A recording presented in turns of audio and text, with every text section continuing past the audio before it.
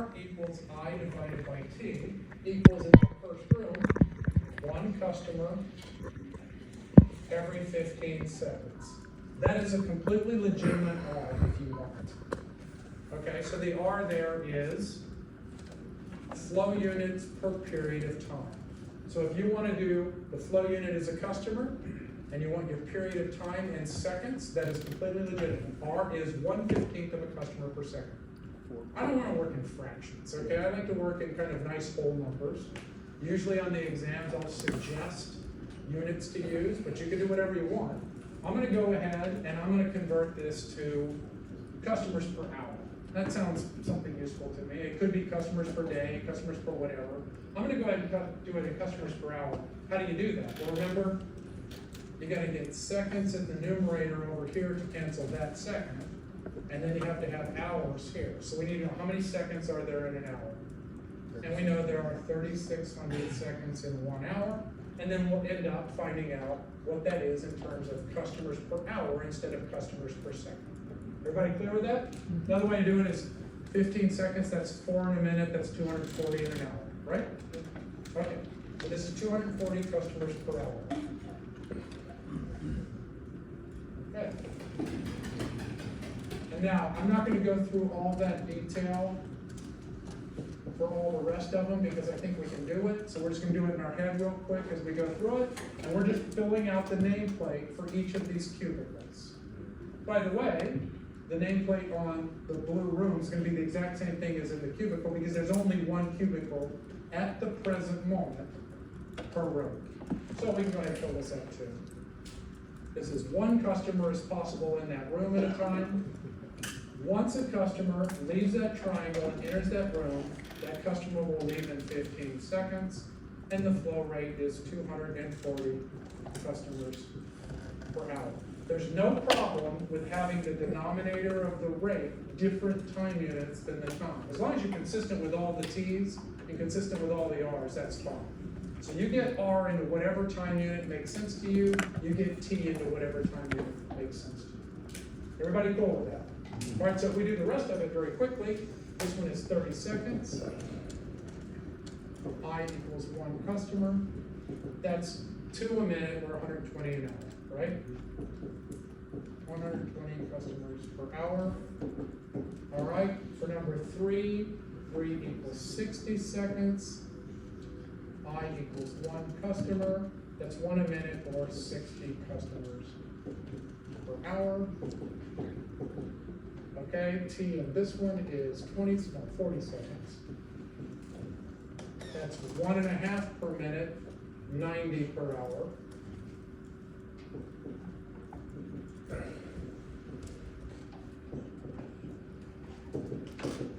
All right, number 5, the time is 20 seconds.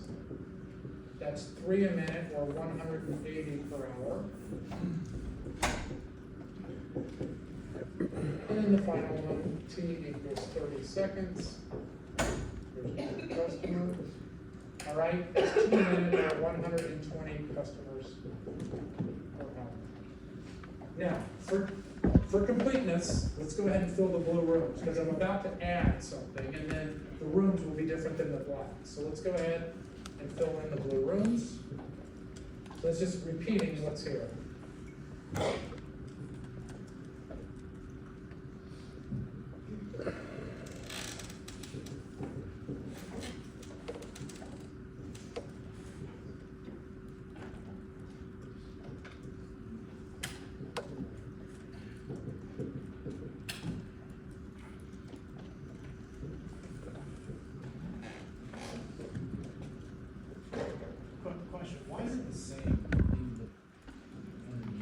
Because this box says what's happening in this room, but if we look inside, there's only the one cubicle in the room, so the same thing's happening.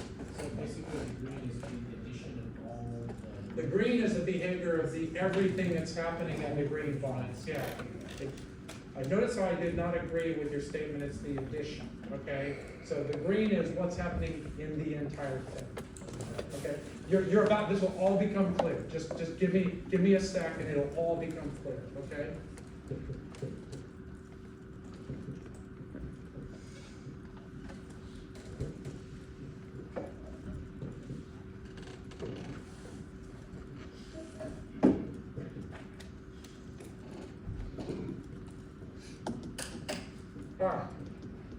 Now, I was very deliberate in avoiding the triangles when I drew the blue rooms, okay?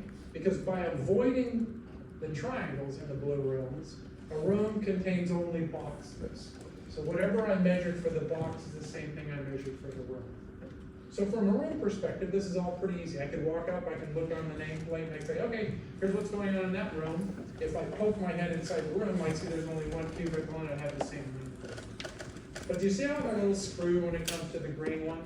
Yes. All right, so the problem with the green one is the green one contains both triangles and rectangles. And until I know what to do about those triangles up there, I'm kind of screwed. I really can't answer the question yet. I cannot answer the question yet what time is, and I really can't answer the question yet what I is. Because I would be 1 plus 1 plus 1 plus 1 plus 1 plus 1. There's 6.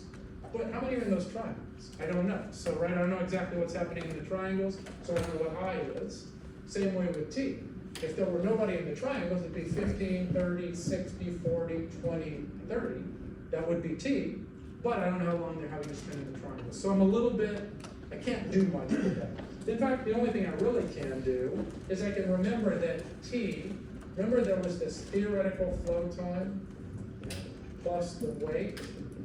So I can answer what the theoretical flow time is, because the theoretical flow time is what if I never had to wait? I don't have to spend any time in triangles, right? The theoretical flow time is 15 plus 30 plus 60 plus 40 plus 20 plus 30, okay? So basically, that's the theoretical flow time plus the weight.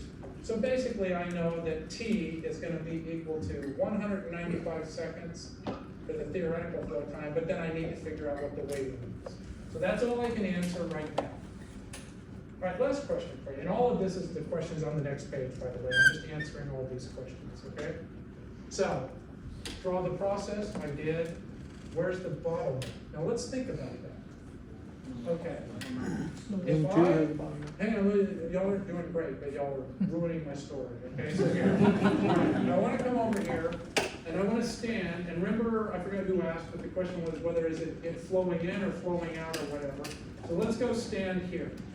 Let's stand at the exit, and let's look at the rate at which customers are leaving this process. That's pretty easy, right? I just look, and it looks like this last room is 120 customers an hour. So do you agree that 120 customers an hour are coming out of the door? No. Why not? Because 120 aren't getting to number 6. Okay, so it's all wonderful and great and good that workstation number 6 could do 120. The only problem is workstation number 3, you gotta go through that room can only do 30, so it doesn't matter that those can do faster than 60. The fact of the matter is we can't go any faster than 60 because it is the bottleneck, right? That's the idea. So we got the bottleneck. By the way, the bottleneck is because R is the lowest, not because T is the longest. In this case, the longest T is also the lowest R. That will not be the case in about 5 minutes, okay? All right, so don't go looking at the T's. The T's are a means to an end. It is the R that defines the bottleneck. The lowest flow rate through here is the 60 that room number 3 is going to do. Okay? Everybody clear? So now we can go, oh, well, we at least can talk about the R of the process is the R of the bottleneck. The R of the bottleneck is R of workstation number 3. So basically, we can at least say that the flow rate of this process is 60 customers an hour. The fastest anyone can ever get through this process is 195 seconds, but I don't know how long it's actually taking them because I don't know what's happening in the triangles. So far, so good. So we got the first one. Draw the process as a simple serial flow line. We got the next one. Where's the bottleneck? It's workstation number 3. We got the next one. What's the maximum process flow rate? It's 60 because that's the bottleneck. What's the theoretical flow time? Well, the theoretical flow time is 195 seconds, right? And then I said I was going to give you a way to calculate labor utilization. So let's think about this for a minute. In fact, let's draw a little picture of people here, okay? Just so we keep in mind you know, that there's one worker in here. So there's one worker in here. Here's the little worker person. Here's another worker person. There's only one worker person in each of these cubicles right now. Again, on your homework, we're gonna relax this. There's gonna be more than one station. There may be more or less than one worker for each of these things. So right now, we're just setting up for the simplest case what happens. And I'd like to know, what is my labor utilization? So here, I'm gonna make a verbal argument and then try to show you why this is correct. Let's start with this one over here. Maybe I'll kind of do this, okay? I'd like to know how busy I'm keeping that person right now. Do you agree that if we were able to, we can't, but if we were able to run this room as fast as it possibly could, right? This room would be doing 120 customers per hour, correct? And at 120 customers an hour, that person is as fully busy as they're going to be, correct? But how many are we actually running through that room? So how busy are we keeping that person? Half of what they could, right? So that's what we're gonna do. We're gonna go ahead and we're gonna create a weighted average. And I'm starting at the end because there's a reason why I have to start at the end, and then just bear with me. So I'm gonna say, for that last room in there, I'm gonna say there's one person in that room, okay? And that person is working at, well, the bottleneck is limiting that person to 60, but that room is capable of doing 120. So I'm gonna say that's the weight, that's the utilization of that one person in that last room right there. You agree? Okay. Now let's back up. And let's look at the preceding one. Do you agree the same argument can be made? Yes. This room could do 180. How many is it actually doing? 60. So how busy am I keeping that one person? 33%. That's right. So there's one person in there. The bottleneck is limiting me to 60. That room could do 180. Now let's back up again and just keep on with the same process. There's one person in the fourth room. The bottleneck is keeping us to 60. That room could do 90. So there's that weight of that person. Then we get to the bottleneck. There's one person in that room, right? It's only running 60 through it, but it can only do 60. So the resources in that room are running as busy as they can, correct? Okay? Here's why I went backwards. We gotta figure out what we're gonna put in this room. Okay?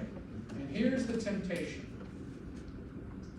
The temptation is, suppose you were the manager of room number 2 here, and you were evaluated on utilization. Wouldn't you try to run your room as fast as you possibly could? All the way up to 120 customers an hour, provided that we could get enough customers in here, right? So I would want to run this sucker as close to 120 customers an hour as I could, correct? And my utilization could then get all the way up to 100% if I were doing it. Can't do that after the bottleneck because the bottleneck's starving us, so we don't have anything to work on. But potentially I could do that before the bottleneck, correct? What's the problem with that? Increase the time. You didn't accomplish diddly shit when you did that, okay? You didn't. Why? You increase the. I want you to imagine a speedometer. I want you to imagine a speedometer on this room right here, okay? And the speedometer can go all the way down to 0, all the way up to the max of 120, okay? But remember, we're not just trying to make this room look good, we're trying to make the green box work better, aren't we? All right, so I start turning up the speedometer on that room, it's at 0. How much is getting through the green room right now if that's at 0? Nothing's getting through, right? So I start turning up the speed. It's 0, it's 10, it's 20, 30, 40, 50, 60. All the way up until I get to 60, there is a 1-to-1 improvement between how fast I'm running that room and what the flow rate in the green room is, right? And there's no penalty. I'm not hurting anything as I run faster, correct? Now, I take it, I go, hey, I've been doing great. I went from 0 up to 60 and everything's looking better and I'm getting raises and everything. Well shit, I'm gonna run to 65. So I turn it up to 65. Let's look and see what happens when I turn it up to 65. Did any more get out down here? No. Nothing more got out, right? Did anything bad happen when I turned it up to 65? Yeah. Yeah, Just the way. he just started pumping stuff into here faster than the rest of the system can handle, right? So didn't you just increase waiting time? Didn't you just decrease the flow time efficiency when you did that? So there's no point in running that room any faster than the bottleneck allows it to run. Why would you ever run any room faster than the bottleneck allows it to run?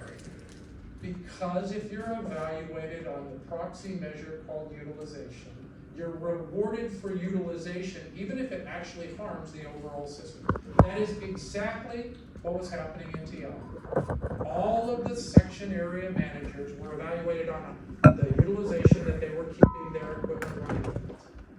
So what would you do if you were doing that? You'd allow a bunch of shit to batch up in front of you, right?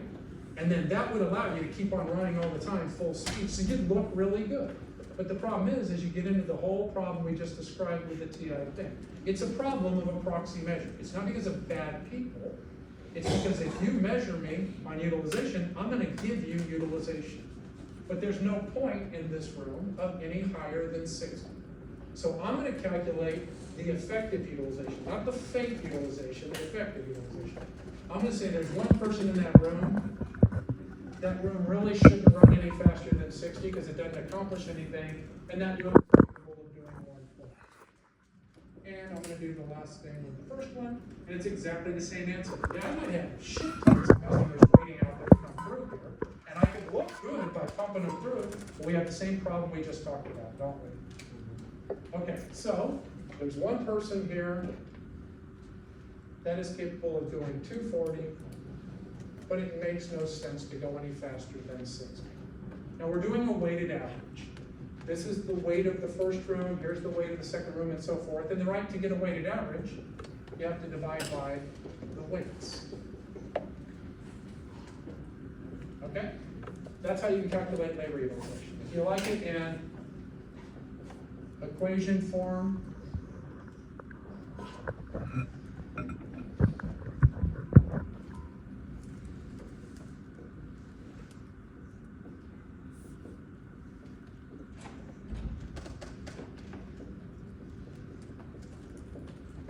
okay? There it is in equation form. Just summing up for each of the rooms, I, going from 1 to however many there are, it's how many workers are in that room, times what is the bottleneck rate flowing through that room, divided by what is that room capable of doing. And then you can divide by the total number of workers. Now I wrote it that way because later on we're gonna have, what if I told you it took 3 people working to keep this room running? Well, then there's gonna be 3 people in there working, whatever that utilization is. Yeah? What if one of them's fully automated right here? Doesn't matter that the room is only running at 60 out of 90. There's no workers in there, so it doesn't have any impact on utilization. It'd be 0 times whatever that is. So this will work. That equation will always work, and it allows us to calculate the labor utilization. In fact, we can calculate whatever utilization you want. I don't know, maybe there's a fancy computer in here and a fancy computer in here, and you want to know how well you're utilizing computers. Well, there's no fancy computer in here, so that'd be 0 times 60 over 240, so it would have no impact on that, right? Maybe there's one fancy computer in here, it'd be 1 times 60 over 120, and so forth. You follow? So we're just going to follow that kind of thing anytime we want to calculate this. Now let's make it a little harder. What is the I number? I is just a counter. Here's workstation I number 1, I number 2, I number 3, and so forth, okay? So let's make it a little harder, because right now, there was a lot of redundancy there. So let me tell you a story, and then let's make it a little harder. First of all,